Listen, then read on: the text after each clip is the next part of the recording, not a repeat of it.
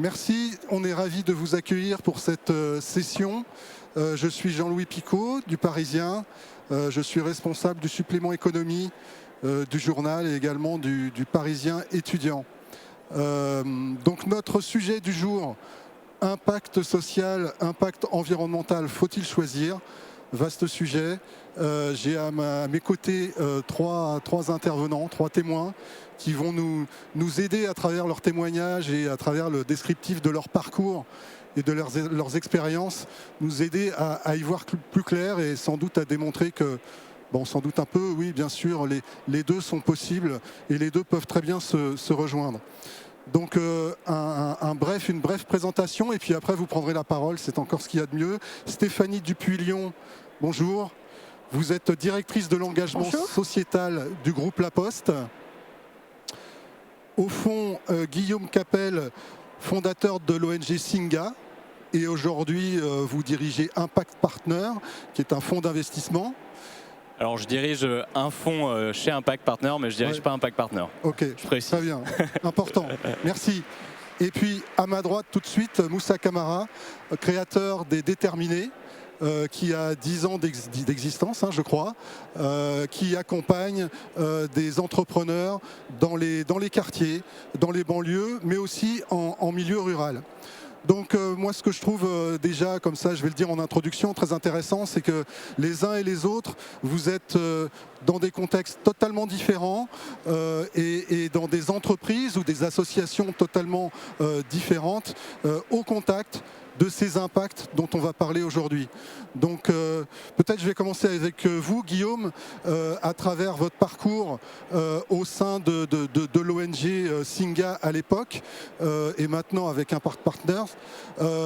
Ces deux impacts, à la fois sociétal et environnemental, ils rebondissent l'un sur l'autre, l'un ne va pas sans l'autre, puisque vous occupez notamment d'intégration de migrants et de migrants climatiques pour la plupart d'entre eux. On s'est eu au téléphone quelques jours avant la conférence et en fait, ce que je vous disais, c'est que moi je suis parti, mon premier boulot ça a été en Australie. Et je suis parti là-bas parce que je voulais travailler sur le droit environnemental et comment on faisait progresser la protection de la nature, de la biodiversité. Et j'avais vu que les personnes qui faisaient le plus pour protéger la terre, c'était les populations indigènes. Donc c'était des gens qui étaient sur une île en Australie, qui travaillaient avec des gens qui étaient dans la savane au Kenya, qui travaillaient avec des gens qui étaient inuits sur la glace. Et je ne comprenais pas comment ces gens qui étaient si différents arrivaient à mieux protéger la terre que tous les diplomates formés dans les plus grandes écoles du monde. Et donc du coup, je suis parti pour travailler sur ce sujet et j'ai atterri par hasard dans l'équipe d'assistance aux personnes réfugiées et demandeurs d'asile. Et là, je me suis rendu compte soudainement que les deux étaient connectés, que j'étais confronté en fait à des personnes qui étaient parties, qui avaient fui des persécutions, des violences, qui avaient fui des conflits, le changement climatique, et que toutes ces personnes, elles avaient dû en fait que ce à quoi elles étaient confrontées, c'était les pires choses qui pouvaient nous arriver en tant qu'humanité, et donc elles étaient aussi des lanceurs d'alerte sur les changements climatiques auxquels on allait être confrontés, et surtout qu'elles étaient apporteuses de solutions. J'ai croisé énormément d'entrepreneurs et ça a été le début de Singa, puisque je me suis dit que ces personnes-là, l'expérience qu'elles avaient glanée en se déplaçant sur la Terre, les rendait beaucoup plus intéressantes que la plupart des entrepreneurs que je croisais, et donc que j'avais la chance de potentiellement croiser parmi elles des Albert Einstein, des Marie Curie et des gens capables de révolutionner le monde tel qu'on le connaît et donc de faire la transition environnementale dont on avait besoin. Et donc s'appuyer sur le témoignage et le savoir-faire aussi parfois de ces migrants sur des sujets comme l'environnement une fois qu'ils arrivent dans leur nouvelle vie. Et vous me l'avez dit aussi, c'est aussi avoir un regard totalement différent de celui qu'on peut rencontrer aujourd'hui dans notre société. On va revenir vers vous. Stéphanie Dupuy-Lyon, donc je l'ai dit, directrice de l'engagement sociétal de La Poste. tout simplement, déjà, en quoi ça consiste, ce poste-là, au niveau d'un groupe aussi important, aussi patrimonial que celui de La Poste? Ok. Alors, l'engagement sociétal pour le groupe La Poste, en fait, tout simplement, c'est notre responsabilité sociale et environnementale. On pourrait dire aussi que je suis la Chief Sustainability Officer du groupe La Poste.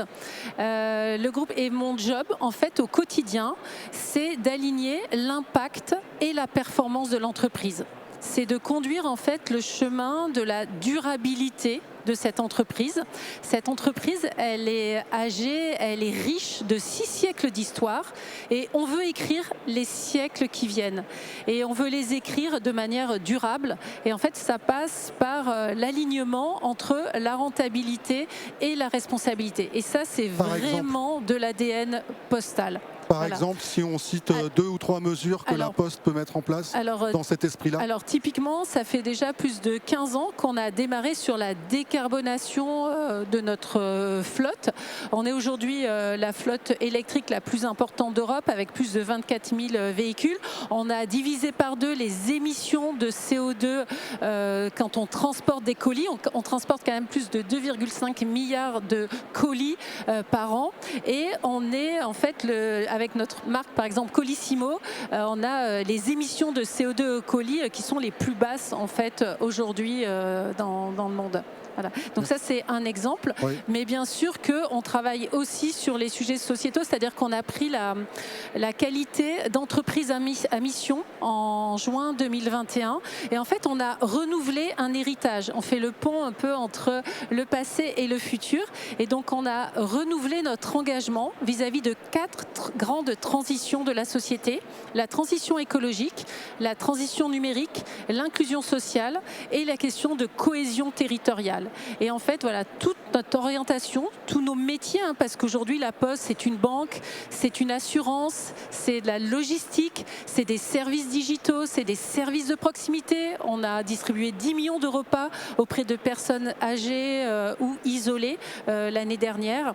Et donc, voilà, c'est de piloter à la fois notre rentabilité, notre performance et l'impact, ce qu'on peut apporter aux défis du XXIe siècle. Merci. Je vais poursuivre le tour de table avec Moussa Camara, des Déterminés. Donc, Moussa, vous êtes impliqué depuis, je dirais maintenant, une vingtaine d'années dans des questions, même avant les Déterminés, par un engagement au niveau des quartiers, dans la citoyenneté, dans le dialogue entre les générations. Et puis depuis 10 ans, plus précisément, les Déterminés, c'est l'accompagnement des projets d'entrepreneurs dans les quartiers sensibles, dans le milieu rural aussi, je l'ai dit.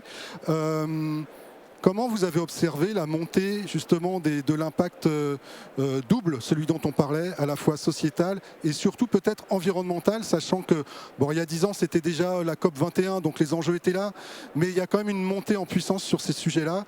Est-ce que vous pouvez nous en parler depuis votre observatoire, entre guillemets, des Déterminés? Je ne sais pas si je pourrais vous en parler mieux, mais moi, je peux vous parler un peu de ce que moi j'ai ressenti un peu dans l'écosystème et ce que j'ai vu. C'est vrai que nous, on a agi avec les Déterminés il y a 10 ans et moi, mon engagement, il est présent depuis 20 ans, notamment dans les quartiers. Comment on fait en sorte qu'il y a plus d'émancipation des habitants, des populations, sachant que cette question climatique et environnementale, elle peut jouer défaut en fonction de son lieu d'habitation, parce que ceux qui en subissent le plus, c'est les plus précaires. C'est quand vous habitez dans un logement qui est mal isolé, il y a des maladies qui peuvent s'en suivre, il y a aussi le loyer, qui peuvent aussi les charges qui peuvent aussi peser sur les habitants de nos concitoyens.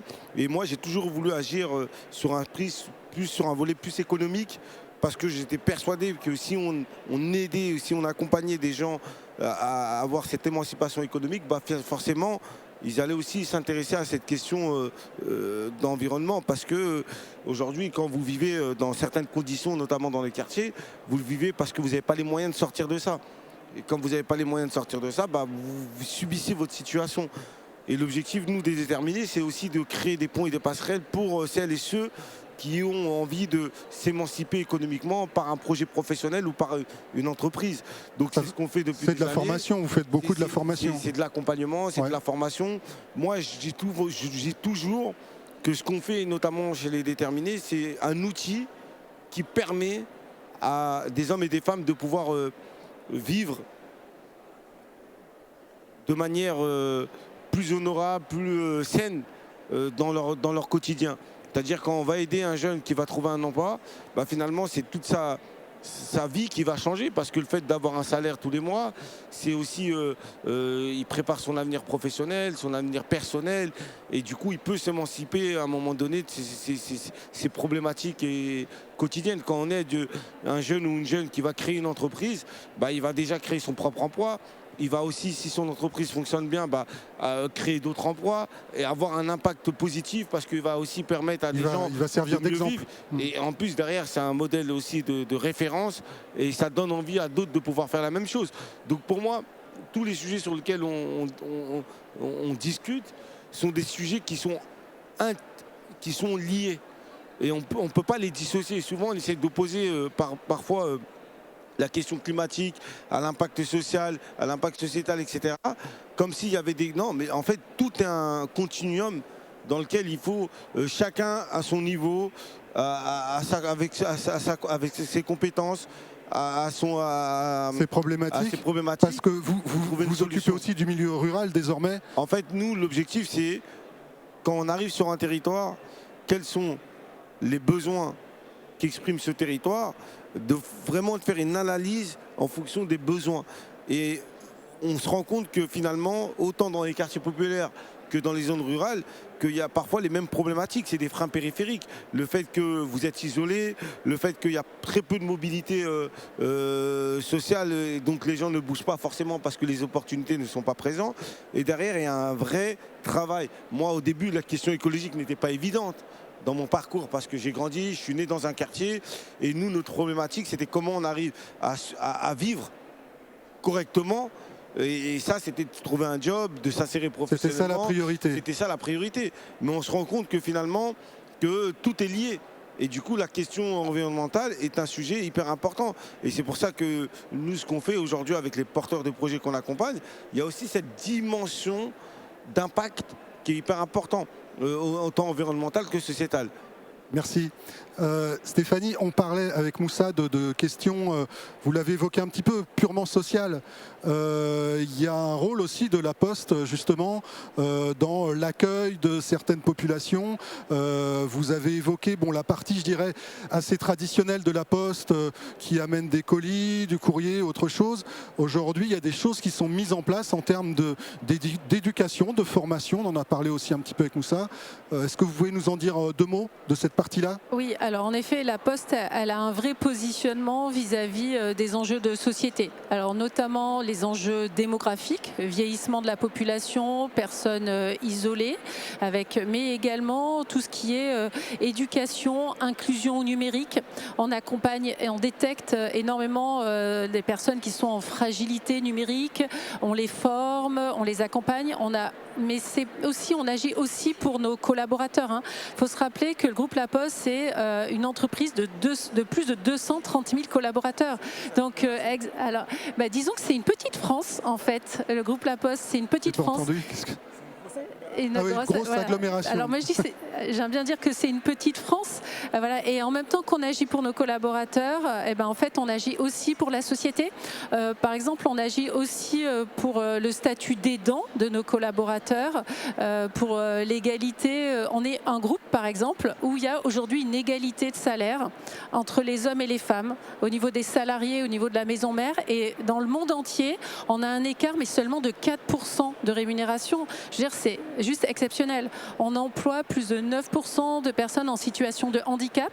C'est 3 points au-dessus des taux légaux, quand on a quasiment 60% des entreprises qui atteignent même pas les taux légaux. Et nous sommes quand même une entreprise.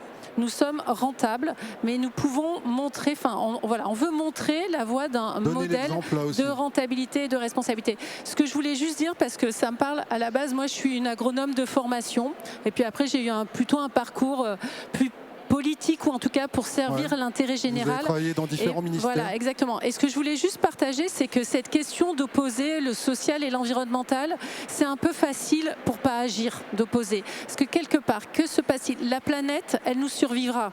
Ce qui ne survivra pas à ce qui se passe, c'est l'humanité. Donc en fait, pour moi, la question qui se pose à nous aujourd'hui, c'est une question très politique, très humaine. Et quand on travaille sur l'environnement, on travaille en fait pour l'humanité.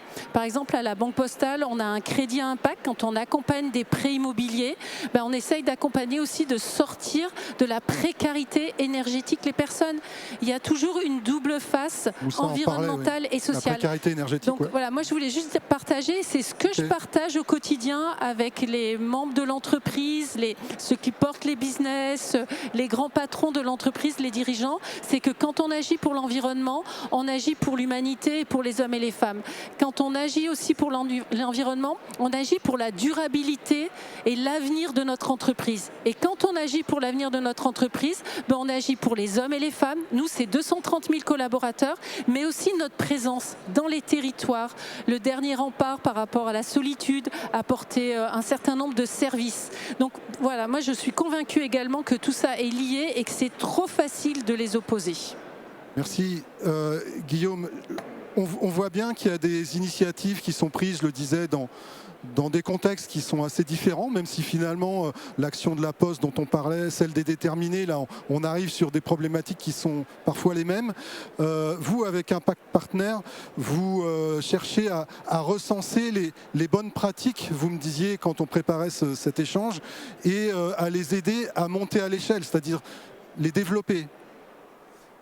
Oui, si je plisse les yeux, c'est pas que je suis pas d'accord avec mes voisins, c'est qu'on a un bruit assourdissant derrière. Et que, mais eux, ils ont les casques qui sont bien. Donc Impact Partner, c'est une société de gestion européenne qui finance des entreprises qui luttent contre les inégalités sociales. Et la principale mission de la société de gestion, c'est surtout de financer des entreprises qui peuvent passer à l'échelle européenne et donc qui peuvent favoriser un gros impact sur des sujets de handicap, des sujets d'éducation, des sujets aussi de nouvelle mobilité sur les sujets environnementaux. Un exemple que moi j'aime bien donner, c'est une entreprise qui lutte que vous avez tous vu en fait au Kinéa, c'est quand vous traversez la route, vous avez pour les malvoyants un son qui leur permet de savoir à quel moment ils peuvent passer. Dans le métro, il y a des bulles qui permettent de ne pas tomber. Donc voilà, c'est des solutions qui sont nécessaires dans plein de villes et qui peuvent facilement être déployées. Voilà, simplement je voulais rebondir à une chose que Stéphanie a dit sur le fait que les deux sont liés, etc. Mais c'est vrai qu'il y a des endroits où il y a des arbitrages qui doivent être faits. Et je pense notamment dans le secteur de la finance. Aujourd'hui, quand on parle d'impact ou de finance à impact ou d'impact social, on voit que 80% de cette finance, elle est orientée vers des projets environnementaux et par exemple des projets d'infrastructure. Donc on va financer des panneaux solaires, on va financer de l'éolien, on va financer des choses qui sont extrêmement nécessaires à la transition environnementale. Mais donc c'est vrai que la partie plus sociale, qui pour l'instant donc représente à peu près 20% et dans laquelle vous pouvez trouver la moitié, c'est du logement social. Tout ce qui est innovation sociale, c'est-à-dire changer notre psychologie, changer nos relations humaines, améliorer le soin et le lien dans nos sociétés. Aujourd'hui, c'est encore assez peu financé. Et donc du coup, c'est vrai que moi, je le vois dans notre fonds. Et je pense que Moussa, en fait, on travaille sur des sujets qui sont très similaires. Ouais. On a besoin aussi aujourd'hui qu'il y ait une finance qui soit beaucoup plus orientée vers des sujets sociétaux. Et voilà, et qui va forcément avoir un impact environnemental positif. Alors on va repartir dans notre tour de table dans l'autre sens, mais Guillaume, vous avez gardé la parole. On a besoin de financement, vous l'avez dit. Est-ce que vous avez besoin de gens aussi? Parce que là, il y a eu pas mal de tables rondes depuis ce matin à Change Now qui tournent autour justement de ces métiers de l'impact. Je pense qu'il y a pas mal de gens ici, beaucoup de jeunes visiblement, j'espère, et certainement qui sont inspirés par vos parcours, par votre propos, votre trajectoire. Première question, quels métiers sont en demande, quel genre de profil on recherche, et puis quel message vous avez envie de passer aux gens qui auront envie de s'engager justement à travers leur carrière professionnelle? Alors il y a énormément de métiers, vaste sujet, mais par exemple dans les 50 entreprises que je souhaite financer avec le fonds que je suis en train de lever sur les sujets d'intégration des réfugiés, des nouveaux arrivants à l'échelle européenne, Vous avez plein de solutions qui sont des solutions logicielles. Donc déjà, vous avez besoin de designers, vous avez besoin de développeurs, vous avez besoin de data analystes, vous avez besoin de gens qui vont exploiter ces logiciels et être en contact direct avec les personnes concernées. Donc vous avez besoin de commerciaux, enfin, c'est des métiers en fait. Tout ce qui touche au numérique quand même. Non, pas forcément, parce qu'on a aussi tout un tas de métiers qui sont liés par exemple à l'aide à domicile, pour les personnes âgées, pour les personnes qui vont avoir un handicap, etc. Et donc du coup, ça peut être des métiers divers et variés. En fait, ce sont les mêmes métiers que ceux qu'on retrouve. Du soin à la personne, tels qu'on les appelle aujourd'hui.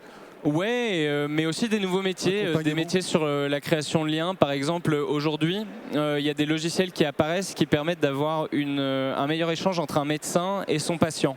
Parce que quand vous avez un médecin qui parle français et des patients qui parlent arabe, swahili, lingala, quand il faut leur expliquer une chirurgie très précise, c'est mieux quand même d'avoir un outil, un outil qui peut traduire. Ou quelqu'un qui est capable de traduire en instantané en fait, voilà, ces sujets-là. Donc non, ce sont des nouveaux métiers aussi parfois, et puis aussi tous les métiers qui sont mélangés entre les métiers par exemple de la transition vers l'économie circulaire. Là j'ai croisé du coup un entrepreneur qui fait de la réparation de vêtements, s'appelle United Repair Center, une amie qui est dans les parages qui les connaît très bien. Eux ils embauchent beaucoup de personnes réfugiées aussi sur ces métiers-là de réparation, et qui sont derrière des entreprises qui servent Decathlon, Patagonia, plein de marques qu'on connaît. Très bien. Et donc non, il y a plein de métiers. Vous allez avoir 90 000 heures dans votre vie où vous allez travailler. Faites en sorte que ces 90 000 heures soient au service d'une société dans laquelle vous avez envie de vivre. Merci, super conclusion pour vous. Stéphanie, pour la Poste, même question. Quel genre de profil? Où est-ce qu'il y a une demande? Et qu'est-ce qu'on pourrait donner comme message aux gens qui sont inspirés par notre sujet? Alors moi, le premier message, c'est que le terrain de l'entreprise, c'est quand même un chouette terrain pour agir. Parce qu'on y agit souvent avec pragmatisme, bon sens. Je pense que ce qu'on a à faire, c'est une énorme transformation. C'est quand même hyper compliqué. Donc il faut y rentrer sans dogmatisme. Et je pense que le terrain de l'entreprise, et voilà, un bon terrain. Après, la réalité que moi je vis, on est en plus multimétier, on est un grand groupe, donc il y a toutes les fonctions.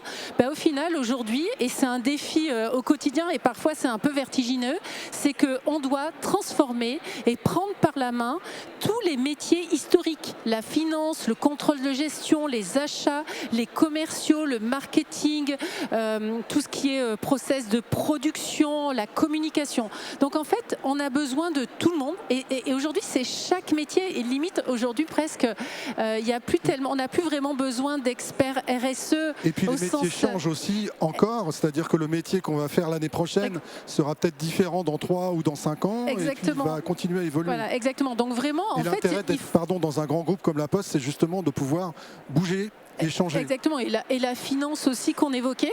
Moi, je voulais juste rebondir pour donner un conseil.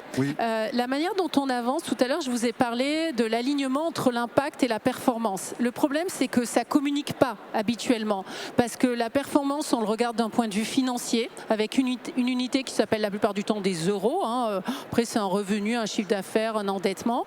Et puis, les autres éléments d'impact, on n'a pas forcément d'unité reconnue et on ne sait pas faire le lien. Et donc, moi, en fait, je pose une autre conviction, un autre principe. Comme le One Health, une seule santé, il y a une seule performance. La performance financière, environnementale, sociale et sociétale. Et il faut arrimer les questions environnementales, les questions sociales, sociétales à la finance. Donc nous, on avance comme ça, on s'inspire de ce qu'on fait, on commence avec le budget, on a créé un budget carbone.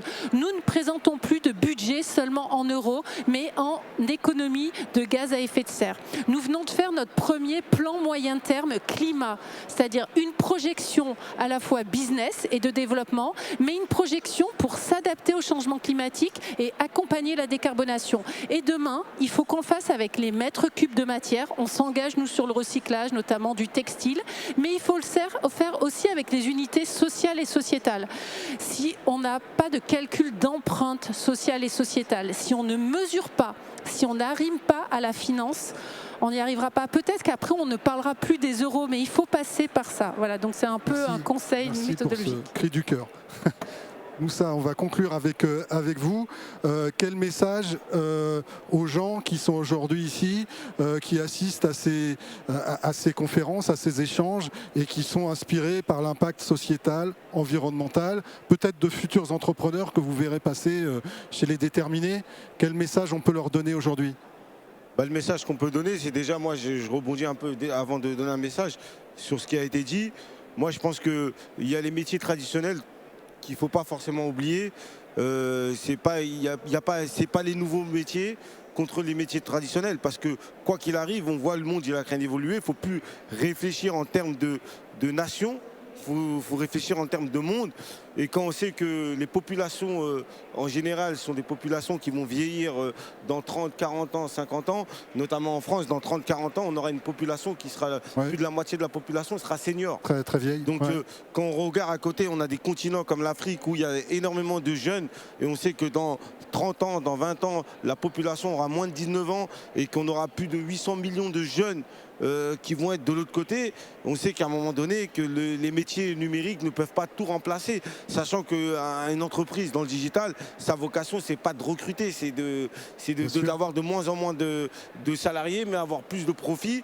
Et du coup, pour moi, il faut aussi qu'on arrive aussi à valoriser tous ces métiers traditionnels, parce qu'à un moment donné, on aura une population qui va être grandissante, et si on n'a pas d'offres d'emploi et les entreprises ne savent pas forcément se remettre, on va avoir des vagues de migration qui vont déstabiliser le monde et qui vont créer des conflits, qui vont bouleverser des populations entières. Et c'est pour ça que le travail, il a à faire dès maintenant. Donc aujourd'hui, il faut réfléchir quelle est notre responsabilité en tant qu'individu ou en tant qu'entreprise sur la société qu'on veut pour demain. Et c'est maintenant que ça se pose, c'est comment on construit, comment on favorise, comment on encourage aussi les entreprises à proposer des emplois, à créer des opportunités, à proposer à des jeunes qui veulent aussi créer. Moi, c'est pour ça que les entreprises que nous, on accompagne, cette notion d'impact, elle n'est pas juste un mot, elle est comment dans leur entreprise, ils arrivent aussi à valoriser des gens qui veulent aussi monter en puissance, comment ils arrivent à créer des emplois. L'idée, c'est pas que le profit, on saura en faire. Et ça rejoint ce que disait Guillaume. Mais c'est aujourd'hui, moi, demain, en tant que chef d'entreprise, comment mon entreprise, elle fait du bien à la société dans laquelle je vis, c'est-à-dire mon quartier, ma ville, ma région, mon département, mon pays, et peut-être demain le monde. Donc moi j'encourage et ceux qui veulent... Donc pas de limite. Voilà, il n'y a pas forcément de limite, grand. Mais il faut commencer petit et avancer petit à petit, de savoir les valeurs que je porte, mes convictions, et comment je peux, moi, à mon niveau, à mon échelle, apporter, même si c'est petit, à mon échelle, j'apporte, et je pense que c'est important, c'est la question qu'il faut se poser. Merci beaucoup à tous les trois, ça passe trop vite. On a terminé, vous pouvez les applaudir, c'était passionnant, merci.